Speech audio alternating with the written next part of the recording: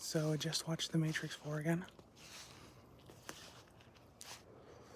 Definitely went over better than last time. I think having more people around helped, and probably also having already experienced it before helped.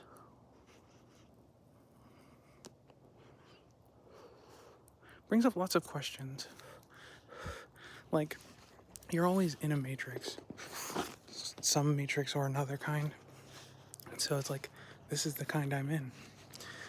Is this the kind I want to be in? Because that's like, one lie or another lie, one lie or another lie or another lie. And it seems like this is the truth, right? It seems like it. But you're immersed, so of course it feels like it's the truth. But it's all illusory, as has previously been discussed. And you can make it whatever you want it to be, even, with time and with effort. So we'll see what we can make our world. Not like it's only my world or whatever. It's a collaborative effort, right? All kinds of things. So you can only be in the one that it's like where things are the way you want it to be, hopefully. And if it's not, then hopefully you can move towards that kind of a place. And feels like it is moving in a good direction. I don't know. It takes time. I guess we're going to be making a video game. I have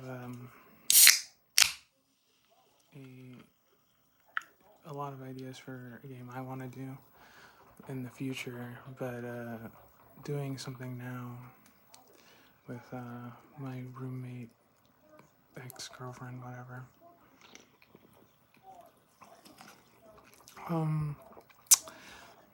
Could be good practice.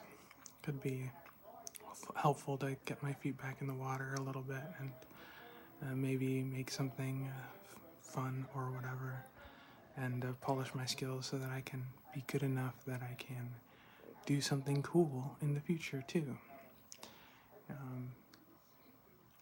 Who knows? We'll see. But yeah, it's interesting.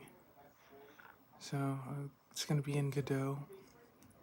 Convinced her that Godot is a good system to use, and she seems excited about it. So we'll see how it goes. God damn, I really need to fix my hair. It's a mess. Not trying to impress nobody. Let's not try to pretend like my perspective is right when it comes to games and stuff. Because I'll do this. I take the entire space of games and I reduce it down into this tiny thing that I call shallow and pathetic.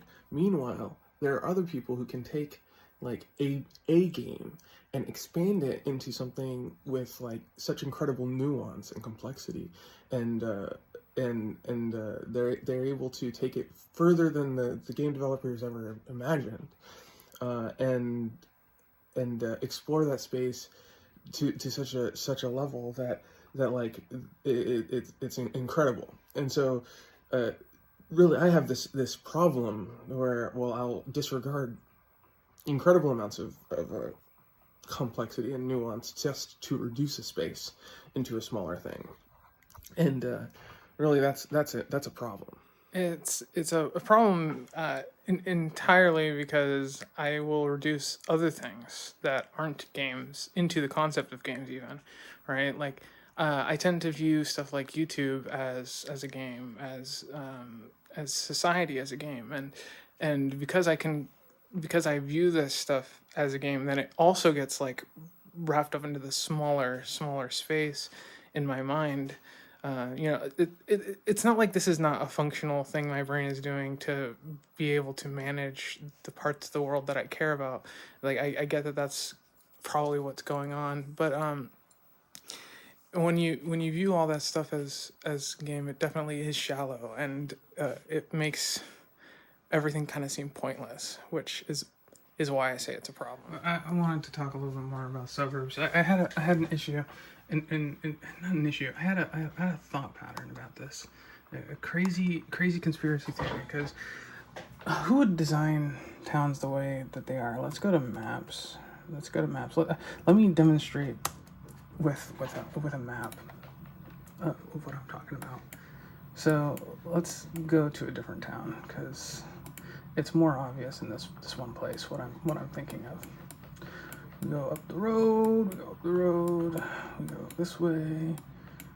Is this it? No, we're not there yet. I don't know where it is. We need to zoom out. But this is the place I was looking at when I had this thought. So it's gonna be the place I'm gonna pull up. Where are you, Pullman? Pullman, that's Spokane. Hey, there's this thing right here. Pullman. All right. I was almost there. Okay. So there's the thought that like some of the way the city planning is like just it just happens the way it does, right? Like everyone's working towards their own short-sighted ends. That's a way of interpreting things, and from that perspective, things seem insane, right? It can't be that this is the case. So another way of thinking about things is that maybe they know way more than we give them credit for. Like not just a little bit more, but like a lot more. And if you look at like what's happening and how wealth is being siphoned away from like the general populace towards these big corporations or whatever, it's possible that the future that they actually seek is one where it's like lots of little feudal places. It would seem to make sense, you know. This place is fairly isolated.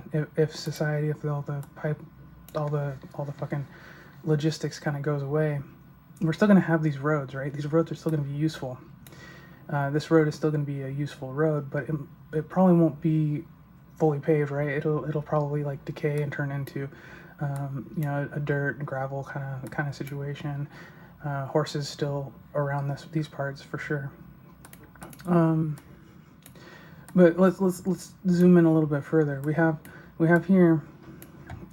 This is the north part of Pullman, and this is all like very much the college area. Where is that at? Oh, here, right? You have the college area owns all this, and in 250 years, this place is still going to exist. It's going to exist in a different way, obviously. It's gonna change how it looks, but where the structures are probably going to stay pretty much the same. These roads will still pretty much stay more or less the same. The big buildings are probably going to stay for a long time, especially the concrete structures.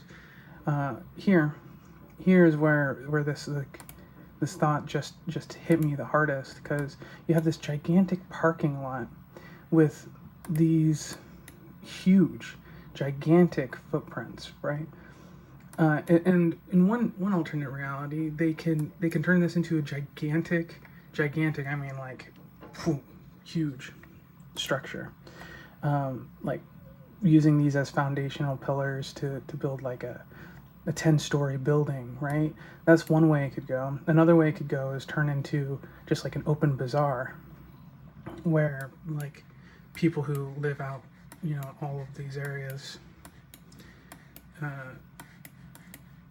Right now there's almost no one living anywhere near here, but all of this turns into like, small shacks. It turns into a small city center. You have people living in these small communities where this one right here, like, it would close itself off because it's completely surrounded naturally by natural embankments and stuff. You have like all this concrete that can be used to build shit, right? when things get shitty and you can't pull in concrete from anywhere else, you still have access to all of this stuff that's still here, even if it's garbage, shitty stuff. You can still build embankments, walls, and shit like that, and turn the Walmart into a castle, like a literal with a king castle. Turn this supply building into some kind of other regents thing, or these are like kind of thoughts that I feel like someone who's long lived enough, someone who thinks about things in terms of that, might actually be planning shit like this. Another place that I was looking at, because I don't know, I'm weird. Wizards of the Coast. Right, you have these gigantic, huge pieces of concrete, just massive, right? And if the pipelines go down, these places could very easily rip up this stuff and create like walls around these areas, turn this into like either farmland or anything like that. It would probably be silly to turn it into complete farmland, but you have this wide open space, these wide open spaces where open bazaars could easily fill in, and you go back to that kind of a open trader feudal society. And I don't know if it's like likely to occur, unlikely to occur, but my brain thought about it, and it's like, well, it seems reasonable. It seems like a thought that could be. It's nicer to think that people have a plan than they don't. Like, then it's just complete and total organic nonsense. Although it is somewhat complete and total organic nonsense. But yeah, the way cities are designed is very, very strange. And it's hard to like really wrap my head around it in a way that makes much sense. So I don't know. It kind of makes a lot of sense to me that things like that could happen. You know, each one of these is like going to control their own little kingdoms or regions or whatever, because these buildings are gonna outlast a lot. They're gonna outlast the roads around them, probably, unless something crazy happens. And the suburbs are just going to tear themselves apart, and you know, you'll have like much less population density, probably. Either that or more, like exceedingly more, but I doubt that, because without global infrastructure, I don't know how they'd be able to produce and transport things properly. I'm always concerned about stepping on other people's toes, and I probably shouldn't be, but I was recording something earlier before, and this person who I've already name dropped probably within this video was like, oh, there was this video describing when it came out and what it was talking about, and I was like, well, yeah, that's definitely my video, or at least one of my videos, and it was like they didn't say my name, and I don't care, right? But it makes me think like, well, should I be name dropping other people in videos? I don't know. But it's too late now, right? It's like, you can't. Editing is impossible after all. You know, no one can edit a video. It only is recorded how it happens, and that's the. In what other kind of world would this be possible? I don't know. It doesn't seem like any other kind of world would it be possible. So this is what I'm talking about when it comes to the otaku lifestyle being kind of peak at the present. And maybe the future will be even better, but I mean, how could I live in such a way in past incarnations of society? I was thinking, because watching a Karasu video, it's like oh, I don't like suburbs, and that's true. You know, not liking the suburbs is definitely a common thing, I think. A lot of people don't really like living in the suburbs, but like living in a suburban home. And I do like living in a suburban home. Well, except for the having to get to places. Luckily, it's not too far, and I got this electric bike, which is able to squeeze those distances even shorter. But I was thinking, you know, what time period would I like living in society? And I don't think there's an answer to that question. I think I have to go back to like prehistory to be able to say like, yeah, maybe I would have appreciated living in society back then, because back then it's more noticeable that like everyone pulling their weight and stuff, and I would feel more direct like response and direct I would see the direct results of my actions, because if I didn't have actions, then I would probably starve or go hungry.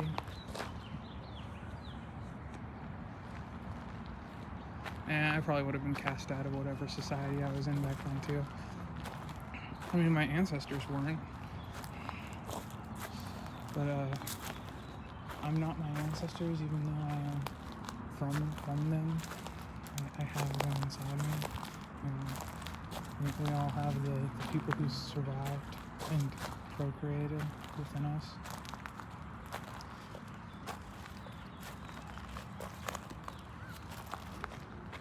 So if we go back like, I don't know, 1,000 years, medieval times,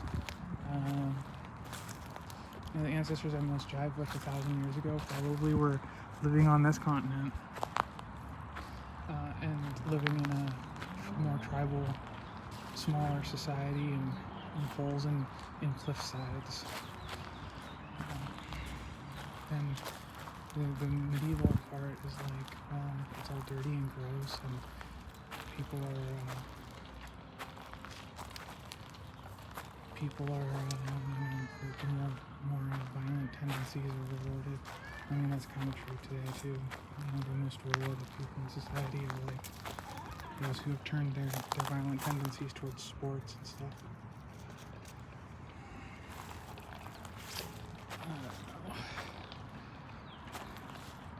Before then, farming and, you know, very feudal setup might have been appreciable. I kind of doubt it. I don't know. Is there a time and place when the otaku kind of mindset would have been more rewarded than it is today? I kind of doubt it. And here we got one. There used to be some kind of Magnolia virginiana. It turns out it's probably a magnolia or a rhododendron maximum, possibly. Not really sure. It's living here under these pines of some kind. It was put here, but who cares, I guess. It doesn't seem to mind. Probably wants a bit more sun.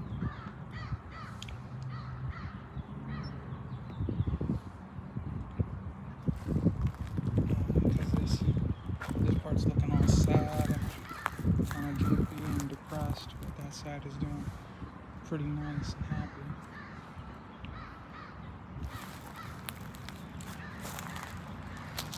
I'm trying to see the positives here, the positives in this place. It's kind of difficult. Sure, it would be nice to actually appreciate things in nature, or what passes for nature these days.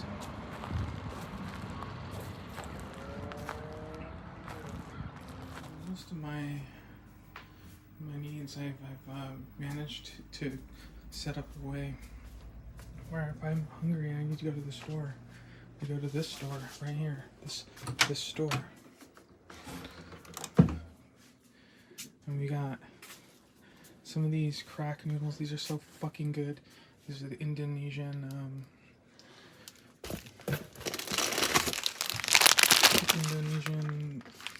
like pan fried ones.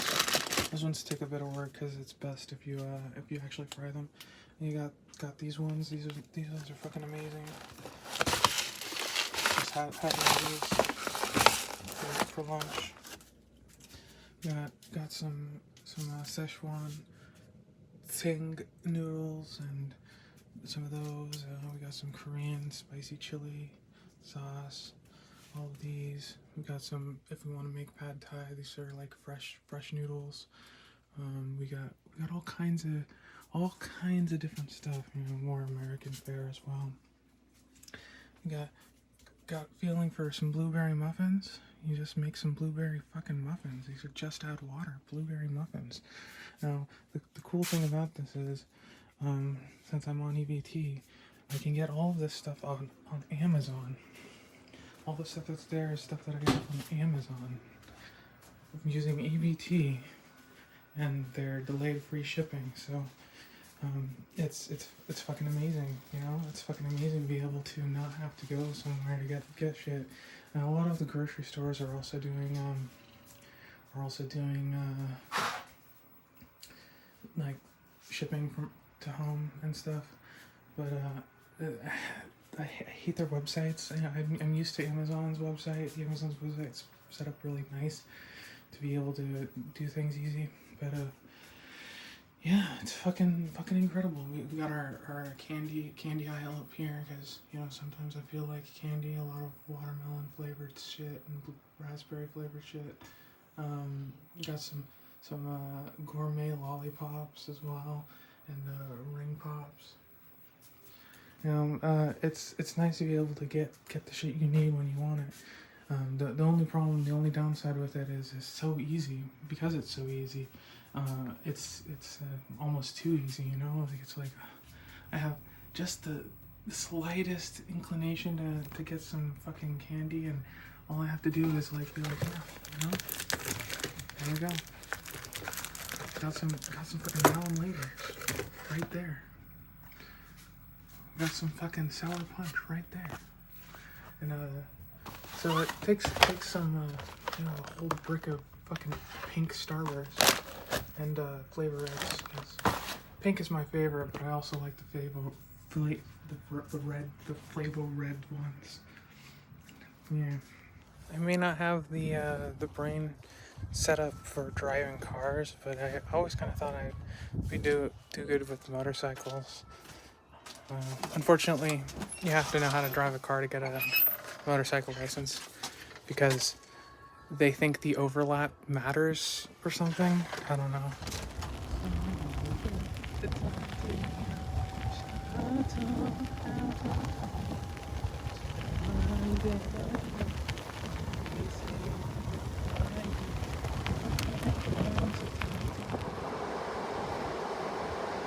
I really enjoy being outside and typing and writing shit, but for some reason I can't do it right now. I think it's because I get anxious around people, and that makes it very difficult to write things. I can't get into the proper mind space. I can't think about the things I want to think about. Like, I can't immerse myself in the world of my own fiction. And it sucks. I've been trying desperately to be able to write anything the past couple of weeks, and it just is not working at all. It's just not even a little bit working out, and it's frustrating. It frustrates my mind. It makes me feel like, what's the point of even trying? But then, like, I know that if I don't write anything, then it's never gonna happen. But I don't know, it's super frustrating.